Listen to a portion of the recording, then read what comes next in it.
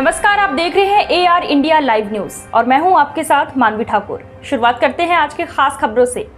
रानी Lakshmibai urban cooperative bank में करोड़ों का घोटाला सामने आने से हड़कंप मच गया है। इस घोटाले को सामने लाने वाले और कोई नहीं बल्कि खुद बैंक के चेयरमैन डॉक्टर वीरेंद्र सिंह यादव हैं, जिन्होंने जिलाधिकारी को घोटालों से संबंधित समस्त दस्तावेजों को मुहैया कराते हुए पूर्व तथा वर्तमान सचिव पर सांठगांठ कर घोटाले का आरोप लगाते हुए पूरे मामले की जाँच कर मुकदमा दर्ज किए जाने, घोटाले में हरदे लगाए गए लाखों रुपयों की रिकवरी किए जाने तथा वर्तमान सचिव की बर्खास्तगी किए जाने का अनुरोध किया है। आइए जानते हैं आखिर क्या है पूरा मामला। क्या मामला है?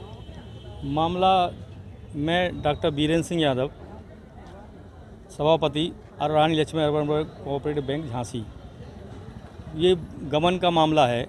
हमारे सचिव विनोद कुमार रिछारिया जो इस समय सचिव हैं, उनके द्वारा बोर्ड का, शासन का, संबंधित मंडल के अधिकारियों का आदेश का कोई पालन नहीं किया जा रहा है। क्योंकि 2018 जुलाई में संबंधित सचिव श्री विनोद कुमार रिछारिया जी को चार्ज दिया गया था। तब चार्ज में 46 पत्रावलियाँ गायब थीं। पूर्व सचिव सुरेंद्र कुमार तिवारी द्वारा जो दी गई थी उसमें वो गायब थी।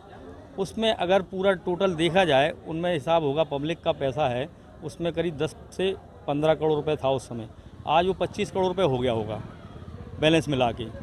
तो उसमें हम लोगों ने भी अपने तरफ से इनको आदेश किया कि ये संबंधित अधिकारी है, आपको ये नहीं दिया है सुरेंद्र तिवारी ने। तो विनोद कुमार रिछारिया से कहा है कि इनका जो है आप FIR कराइए, अगर आज मान लो इन्होंने 46 पत्रावली नहीं दी।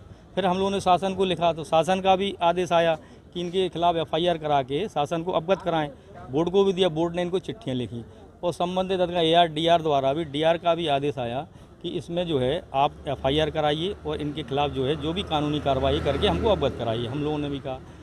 दूसरा एक मैटर ये आया फिर, चूँकि पहले जो सुरेंद्र कुमार तिवारी थे वो 6600 स्केल लेते थे और अनुमोदन के आधार पर लेते थे। ये 4800 के स्केल पर काम कर रहे थे विनोद कुमार रिछारिया, लेकिन बोर्ड ने इनको स्वीकृत किया कि आप जो है अनुमोदन DR द्वारा लेके 4600 अपना वेतन पा सकते हैं, और इन्होंने उसका कोई पालन नहीं किया। 2020 में DR साहब ने इनके रिकवरी आदेश किया कि इन बोर्ड को किया, इनको चिट्ठी लिखी कि आप जो है इसका पालन कीजिए और जो है 4800 के डिफरेंस जो है उसको जमा कीजिए।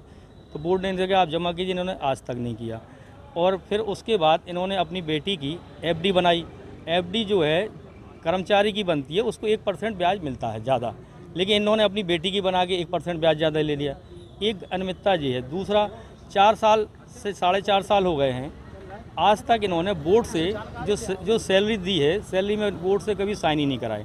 हम लोग हर बार लिखित देते रहे, मौखिक रूप से भी कहते रहे, कभी इन्होंने क्या अपने मन मर्जी से अपना लेते रहे। चूँकि इन्हें पता था कि अगर हम लोग इसको करेंगे तो ये हमारे 4800 वेतन पे क्वेश्चन मार्क लगा के, नोट लगा के रोक देंगे। कई प्रस्ताव ऐसे हैं जो हम लोग के बोर्ड में डिस्कस ही नहीं होते हैं, वो ये प्रस्ताव लिख लेते हैं और उनको हम लोग मजबूरी में नोट लगाना पड़ता है। नोट लगा के हम कहते हैं इसमें कोई चर्चा नहीं हुई, आपने ऐसे कैसे लिख लिया।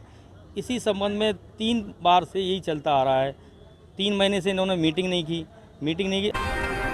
ऐसे ही ताज़ा तरीन खबरों के लिए बने रहिए AR इंडिया लाइव न्यूज के साथ। हमारे YouTube चैनल को सब्सक्राइब और लाइक करना ना भूलें।